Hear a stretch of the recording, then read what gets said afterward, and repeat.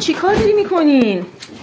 چی اینا رو چیده خانم؟ شما هر کاری میخواین بگین، من بعد بگین شما براتون بیارم. خانم من یه کار کتی جمع و جور می‌خواستم. بفرمایید این کار. خیلی عالیه. من این رنگو دوست ندارم. رنگ مشکی هم داره. مشکی هم داره. خیلی جمع و جوره. یه خورده جادار باشه. این کار جادارتره. جاداره خیلی کار خوبیه این. فقط این که دستگیره نداره. این کار دستگیره هم داره. آها دستگیره هم داره کار. اینجوریه؟ آره. خانم ایراد این کار اینه که تو خیابون داری میری یهو یکی میاد میزنه. آقا این کار بند اینو داره پشتش، دستگیره برای پشت. اینجوری میشه. آره دکوری که نیست. خیلی عالی.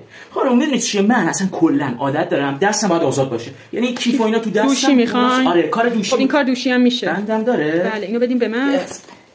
بندازین رو دوشت. آها این مدلی میشه. خیلی عالیه کار. اوکی این کار پسندیدین؟ خوبه.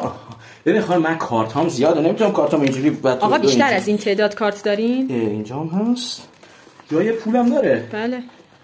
اوکی دیگه این کار؟ حالا دیگه چاره‌ای نیست، فقط اینکه من خانم اصلا برای خانومم می‌خواستم یه کیف پاسپورتی بگیرم. این کار مردونه است. آقا این کار اسپورت خانم‌ها هم استفاده میکنن. پاسپورتی اسپورت؟ آره پاسپورتی اسپورت. خیلی خوبه. خب اوکی دیگه؟ اوکی همین کار چاره‌ای نیست. این خدمت شما باشه. شما تا چه ساعتی باز هستید؟ ساعت 9. من برم با خانومم یه مشورتی بکنم. خانومه خیلی نقشتون رو رفت.